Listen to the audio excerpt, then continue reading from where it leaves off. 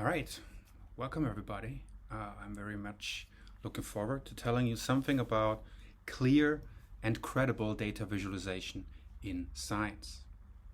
The way we scientists communicate numbers to each other and to the wider public is tremendously underestimated, in my opinion. And in the most extreme cases, it can decide between life and death. And if you think I'm overly dramatic, I get it. But think of the following data visualization for a second. The flatten the curve visualization from 2020. It was used to raise the awareness of the complex relationship between protective measures against COVID, such as social distancing and wearing masks, the distribution of infections across time relative to our healthcare system capacities. And I think it's fair to say that this is an example of one of the more effective and impactful data visualizations of our time that arguably saved lives. And it was successful because it clearly communicated these important dynamics to lay people. Now, this is what we as researchers see when we go to a conference. You don't see anything except for some vague clusters of dots, really hard to read, no good contrast here. Yeah, that is more often than not how scientists communicate numbers to each other. Data visualization in science is often not clear. That means the audience can't understand what the plot is supposed to communicate to them. So one goal of any communication design really is to be clear, to allow a seamless flow of information from the designer to the audience. However, being clear is not enough in science. Data visualization is usually not only used to communicate a message, it is also used to demonstrate credibility. Credibility of the underlying scientific process, transparently sharing large parts of the data in one image, and to allow the audience to explore the data for themselves. Both of these characteristics, being clear and being credible, are important features of a successful data visualization strategy in science. But as you will see, these two features are often at odds with each other. So here's what I would like to cover with you today in about 40 minutes. We will start by talking about clear data visualization that is easy to understand.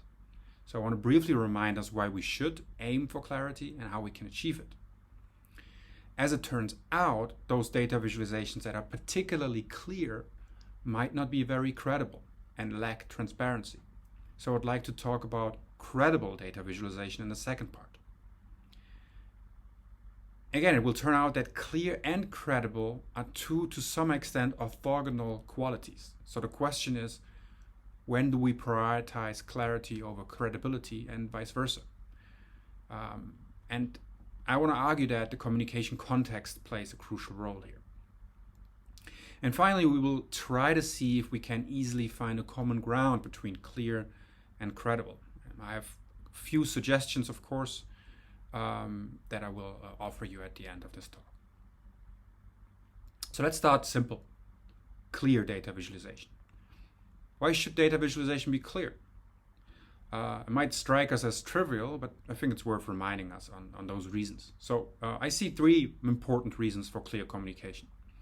Consider a classic situation as an academic. You are at a conference and you give a talk in front of the whole crowd. First, you want to get noticed. You want to make people care for what you're talking about. If people do not listen to you in the first place, what's the point? Clear visualization usually comes with a certain level of aesthetic appeal, and it sticks out. It attracts the audience attention. Second, and probably most importantly, clarity makes the audience understand effortlessly. You want to make a point and you want to illustrate that point with, for example, a data visualization. A clear graph will support your verbal delivery tremendously, while an unclear graph might interfere with your narrative and potentially create confusion. And third, you want to make them remember what you've told them so that they will approach you later on, they cite your work, they remember your work when they think about their own research. If you have created a certain level of deep understanding of your narrative, your data visualization will be much more memorable and will have a lasting impact on your audience. Now, how can we achieve this? How can we make data visualization clear? Well, the answers might strike us as trivial again, but I promise it's not. So this here is a flower vase, right? It's an object that's supposed to decorate a place, make it pretty, right? It's purely aesthetic. It's an afterthought, really. And this is exactly what people think when they hear the word design. Designers are supposed to come in at the end and tidy up, make things pretty. This is a huge misunderstanding of what design actually is. Design starts at the beginning, not at the end. It's not an afterthought. Design is not just decoration. Design helps to break down complex content into digestible chunks. Design takes the needs of the user, that is our audience, into account. It tries to optimize visualization for its purpose. And what is the purpose of our data visualization? It is communicating an idea, right? So let me try to convince you or teach you something about how to do that with a fun data set. Here's a made-up data set. I simulated the data that I will be using for demonstration purposes only. Imagine we asked people to rate different types of pizza on a scale from 0 to 100. 0 corresponds to, ugh, don't like it, to 100 corresponding to you singing songs about your yummy pizza topping. Now we let people rate different toppings, for example, pepperoni, mushroom, spinach pizza. And we happen to collect data from 4 different countries, right? States, Germany, Japan, Italy, for example. Let's all hope I will be able to teach you something about data visualization design with made-up pizza data. 2 big advantages of this. First of all, simulated data set, I make the scripts available to you, so you can have a look at most of these plots and what I did with them, how I created them in the statistical software R. And the other thing is you are all, or most of you are, domain experts in the area of pizza. So the content comes much easier to you than if I would talk about something more specific, right? Okay, so let us assume your idea, your communicative intent is to convince people that pepperoni pizza is the best, okay? A simple message. And to be honest, not that far off the things that we often talk about in science. We often run studies with an intervention and a control. We compare the 2 groups and we make a big fuss about the treatment group being different from the control group, right? So this is what you often see in scientific journals and on conferences.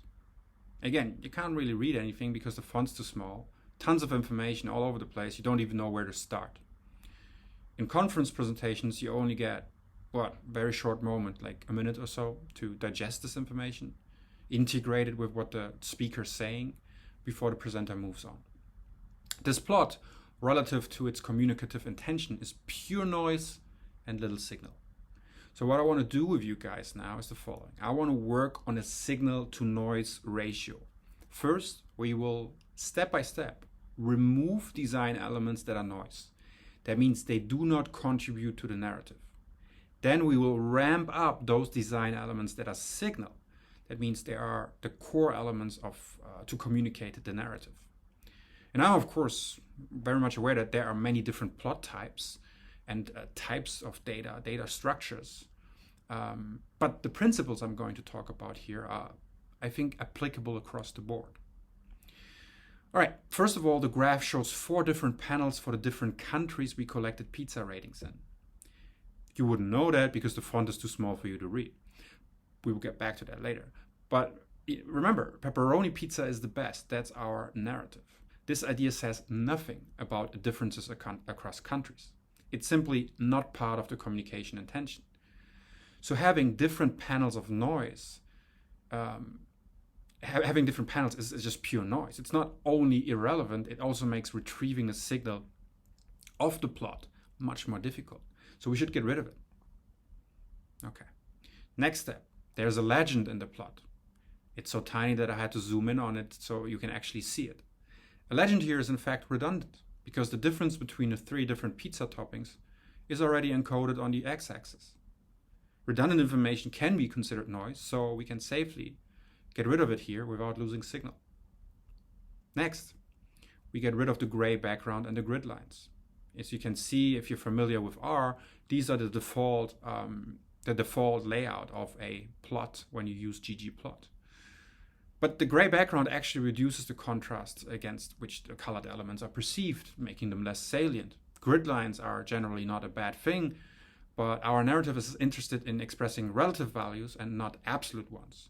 So it's not really about the actual ratings that the different pizzas receive, but it's about the fact that pepperoni pizza is rated higher than the other toppings. So again, let's get rid of these elements. Slowly getting somewhere.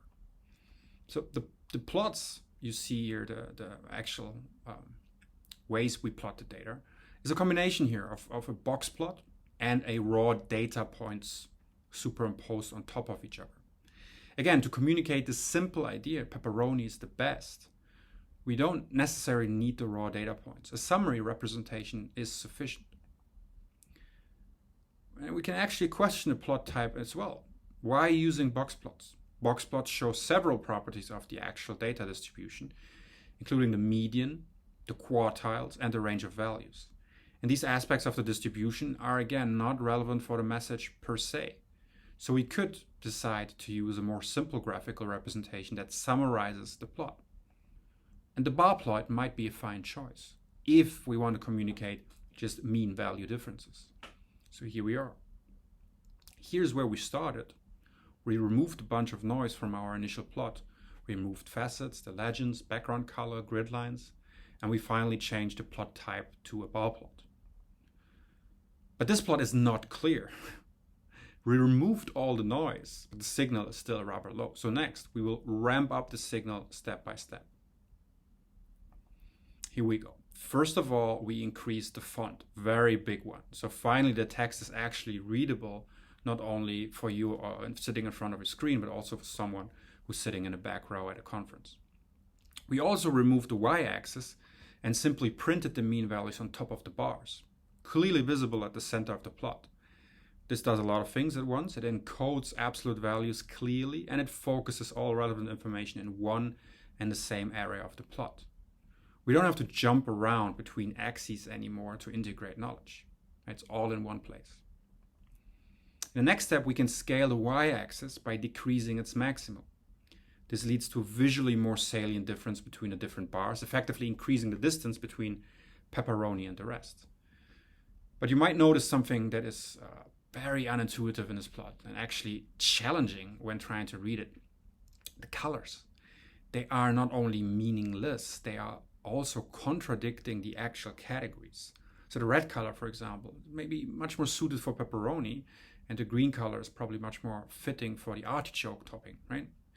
So let's use some meaningful colors for these categories. Aha, we're slowly getting here somewhere.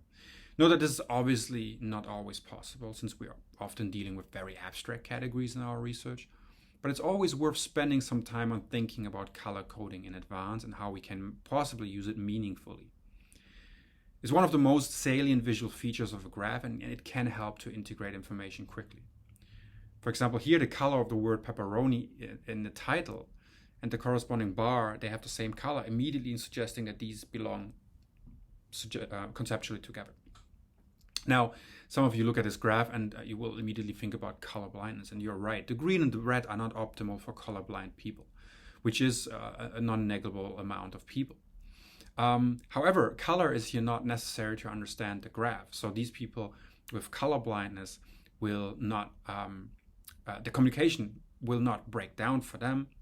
And I think it is worth to weighing the benefit for more than 90% of the population against the drawbacks of a small amount of people, as long as they can still understand the graph fully, and this is the case here.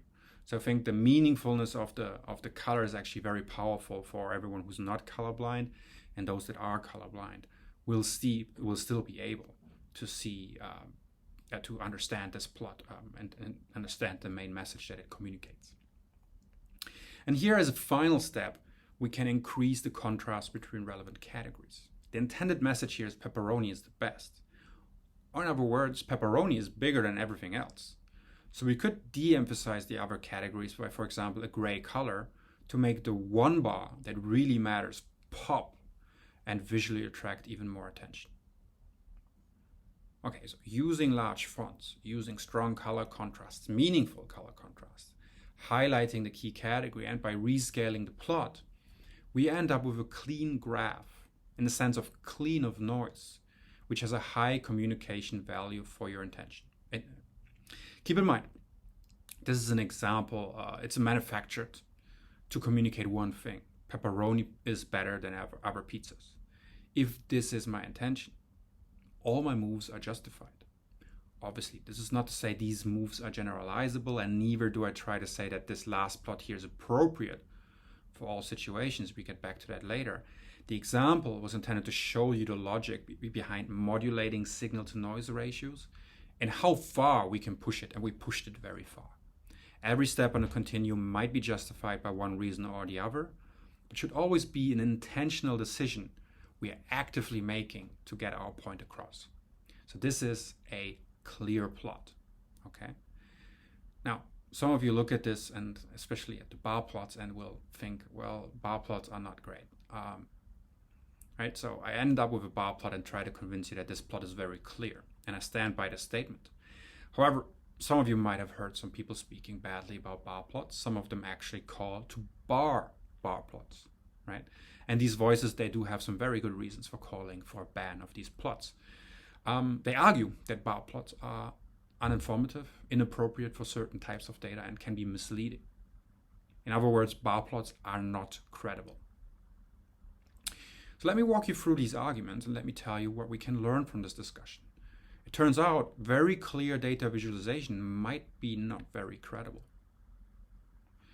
Why should data visualization be credible? Well, as many of you might know, quantitative science has recently realized that many published findings, they cannot easily be replicated. A study of affairs that has been referred to as the replication crisis. So there is a great need for transparency in the way we conduct and communicate our research, indeed. And dependent on the context, data visualization can be a demonstration of evidence or an attempt to convince the audience of the appropriateness of the analysis. For these communicative needs, if that is our intention, a simple bar plot like this one might not be appropriate. So here are the two main arguments against bar plots, and a reasoning that renders them as less credible. The first one here is that bar plots, or similar plots, not just bar plots, are inappropriate for certain distributional asymmetries. On the right-hand side, you see the mean yumminess ratings for pineapple and spinach pizza, plus an error bar indicating the spread of the data. Now, looking at these two bars, it looks like spinach and pineapple pizza have about the same average rating, right? If we look at the underlying distribution, however, we see that looking at the mean values only can be very misleading. Here I plotted vase plots indicating the distribution of data points, and the different shadings here indicate the 50, 80, and 95% of the contained data. And looking at the yellow distribution, you can see that the ratings seem to have two peaks, one at around 50 and one around 10. Let's look at this in more detail. Here are the actual data points plotted relative to the frequency distribution. And you can see that the yellow distribution is clearly bimodal. In other words, some love pineapple pizzas, others hate it. Now, if you average those, you get a mean value somewhere in the middle of these two groups. And the mean value is that actually one of the least representative values of the distribution, and very obviously not a good summary. In such cases, a bar plot would be misleading. But it's not misleading because of an inherent visual property of the bar. It's misleading because the mean, a single value, is not a good descriptive statistic for these asymmetric distributions. But it doesn't stop here. Here's the second argument. Bar plots can also be misleading for grouped data. Looking at this plot here, you might conclude that pepperoni pizza has slightly higher ratings than mushroom pizza. However, a group average like this might hide important inconsistencies behind the scenes. So here's the data plotted as a sticky plot. It's someone on Twitter used it recently to refer to it because it looks like you're pulling apart something sticky. You see the individual data points here, and they're connected in pairs, and these pairs correspond to one radar. One radar rated both mushroom and pepperoni, so we can connect the lines. If we then color code them, we see something interesting. We can see that some people find mushroom pizza more delicious, the brown downward sloping lines. Others find pepperoni pizza more yummy, the red upward sloping lines. And some might not have a strong preference. They are in gray here. Right? So overall, the preference for pepperoni pizza is not that consistent. There are a bunch of people that like actually mushroom pizza better. But the bar plot does not signal any of these inconsistencies, and it might suggest a false certainty in differences. So these arguments has led to very interesting and, to some extent, productive dialogue with a strong focus on improving transparency of how we communicate data in science. Clear plots like the bar plot were frowned upon, right? So clear was not necessarily a quality marker. Instead, there was an influx of raw data-oriented data visualization, such as the one here, that show as much of the data as possible at once. Let's take a moment to look at all the individual elements of this plot. We have the mean value indicated by the small black dot here, visually rather not very salient. We have a smoothed kernel density representing the distribution of raw data points. We quantile the density curve into 50, 80, and 95% of the data, which is great. It gives us an indication of where certain proportions of data fall within the distribution, what the form of the distribution is. Is it really normal, or is it multinormal, or is it skewed, right? So that's really helpful. And we also plot the actually unsmooth raw data distributions here that will reveal even more detailed distributional properties. So this is considered a much more credible way of visualizing data than using simple abstract plots like bar plots. It offers much more transparency, so that's great. And transparency can be practiced while visualizing data, but in my opinion, only if it does not clash with its main function, that is to communicate numbers within a given communication intention. I would like to argue that this very rich plot here is not particularly clear in many communication contexts, and that it's bad design. Here's just an anecdote, really just an anecdote. But my wife, she is a UX UI designer. She has degrees in psychology and in design, and she's a world-renowned expert in pizza, so high domain expertise, okay? So I made this graph, and I proudly turned around and presented it to her. I'm like, look, I made something pretty. She looked at it, her forehead started wrinkling. She really, concentrated, looking at it for a good minute, and then she relaxed. She looked back. She's like, "It looks really nice. I have no idea what's going on," right? So she was not able to extract the meaning behind the plot and what is actually the focus in these patterns. So the plot has many elements, some of which require a certain level of statistical knowledge, like, for example, the quantile distribution. The difference between categories is not visually very salient. In fact, the visual elements that help compare categories are the least salient ones. So for a simple illustration of pepperoni pizza as best, this plot is suboptimal, and it requires a much larger amount of cognitive engagement. So this plot is fantastic, don't get me wrong, if you want to explore data distributions together with your audience or your research team, or to convince them that distributional assumptions are met or violated. But if your communicative intention is very simple, like pepperoni pizza is the best, a simple relational statement, this might not be the best design choice. Okay, so I hope I was able to convince you that both clarity and credibility are desirable qualities of our data visualization. But when should we prioritize one over the other? It seems that clarity and credibility are on two ends of a scale. The more clear a plot is, the less transparent and credible it might be, and the other way around. So how do we make a conscious decision about our data visualization choice? Again, important factors to consider are the communication situation and, crucially, our audience. Now, when studying a paper, we have plenty of time to explore the graph with all of its visual elements compared to relevant information in the caption and in the text preceding and following it. And in between, we can easily have a sip of coffee and check Twitter. No harm done. But consider the situation during a conference talk. The speaker offers a linear story. There's no way we can access preceding or following information while we are listening. If we're lucky, we get a minute to process a graphical display, if we're lucky.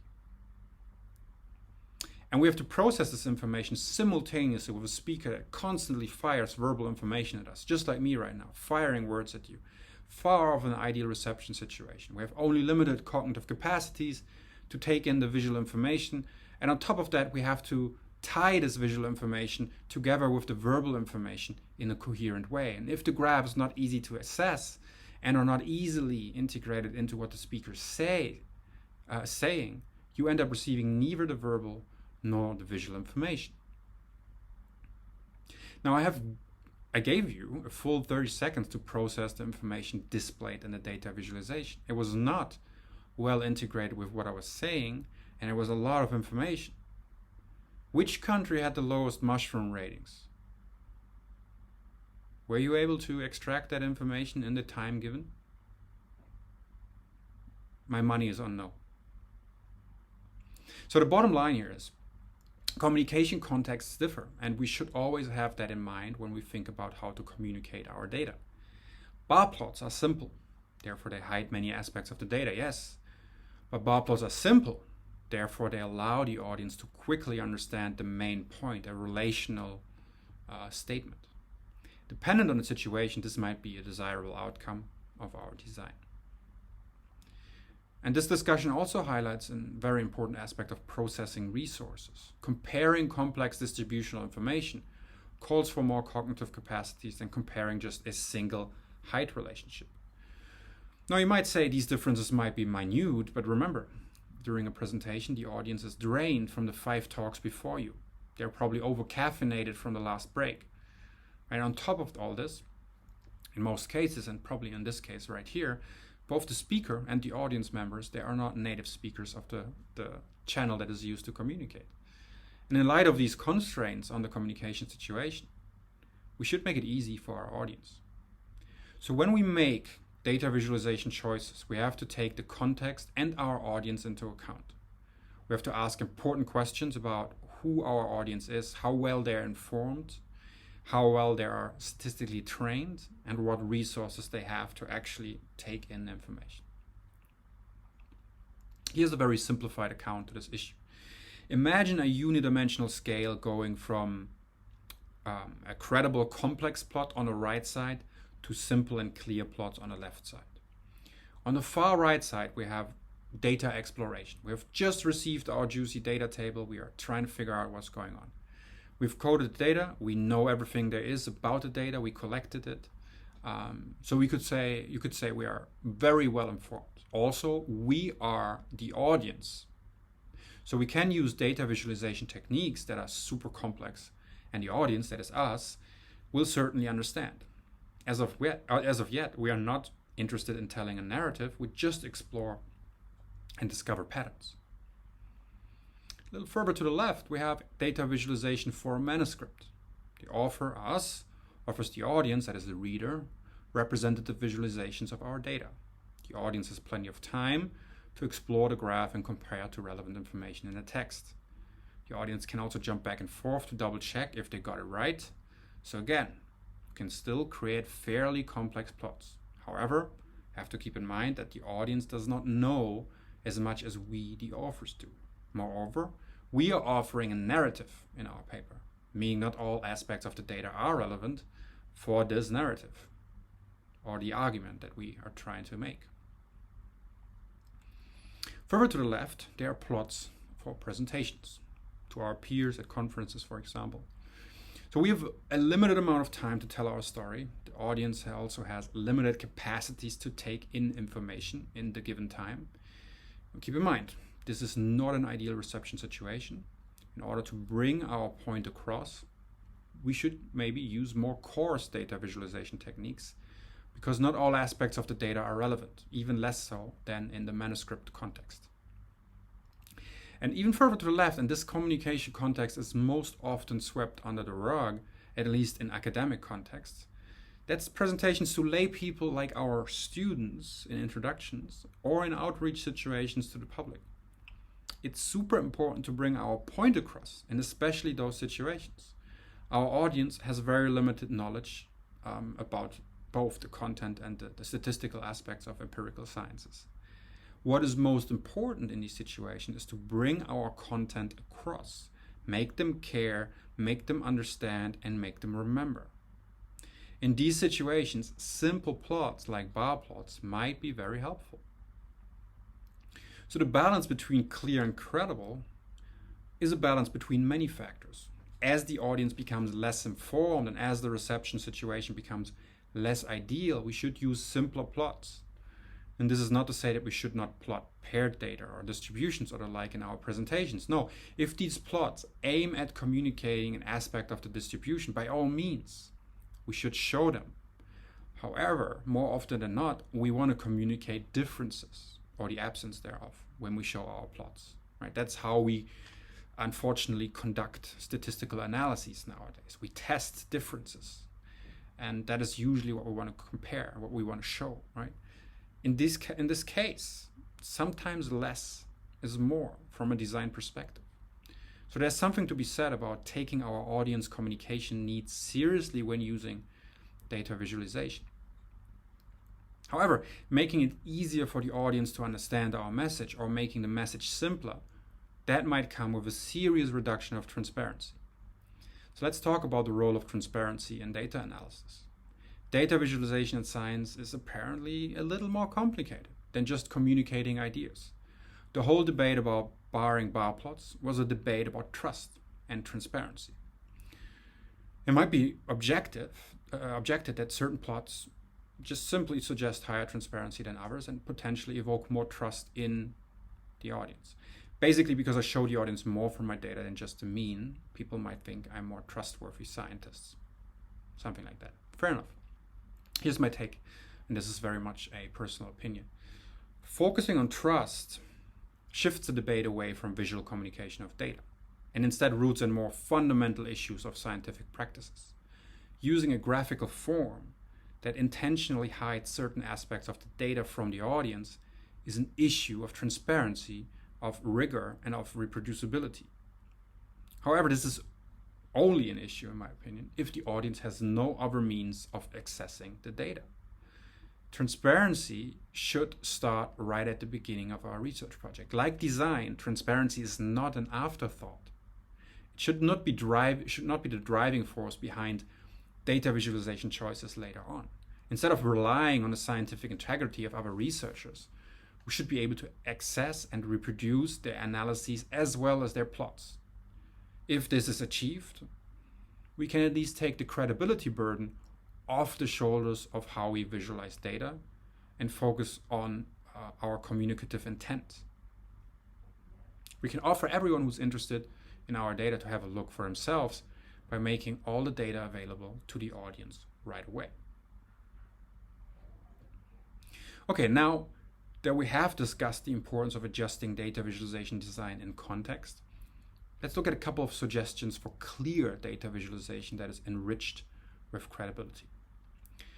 Let's start here again. A simple plot showing that the red dot for pepperoni is much higher than the other two pizza categories. It's simple, so we have no idea what the data actually looks like.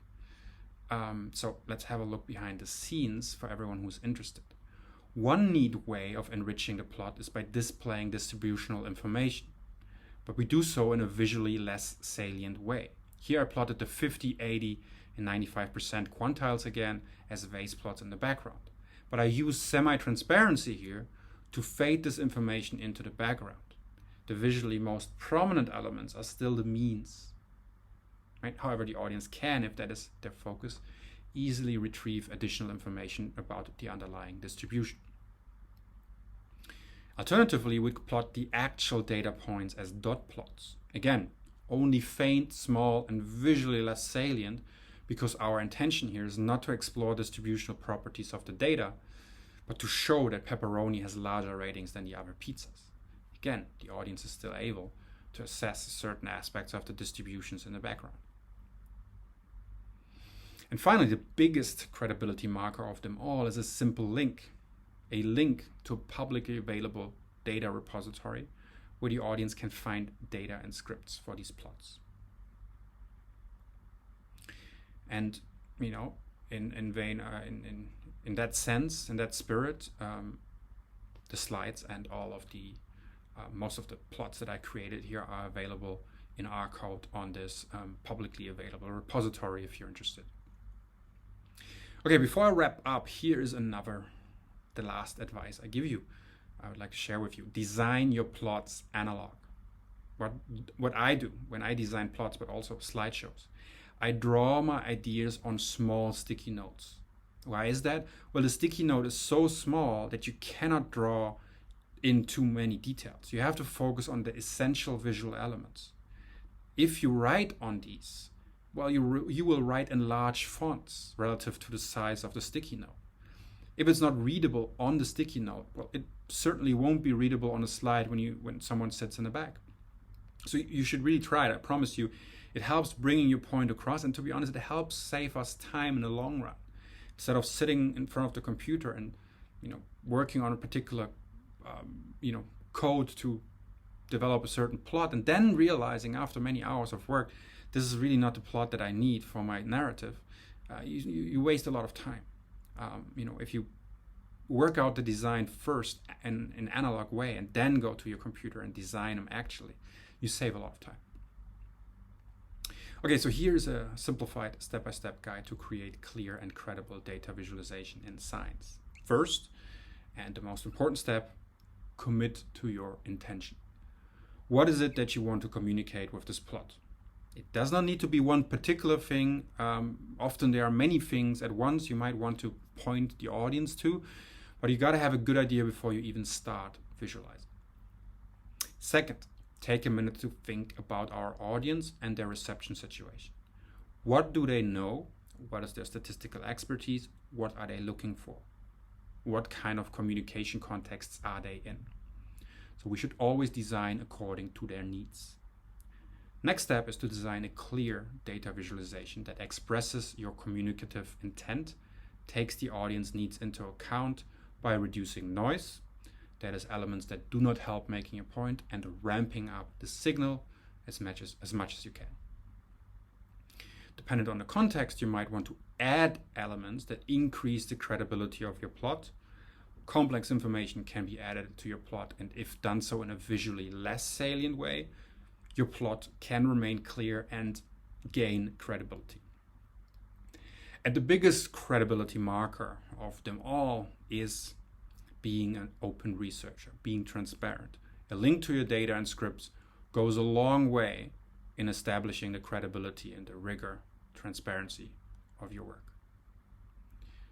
Thank you for your attention, and I'm very keen to hear your thoughts.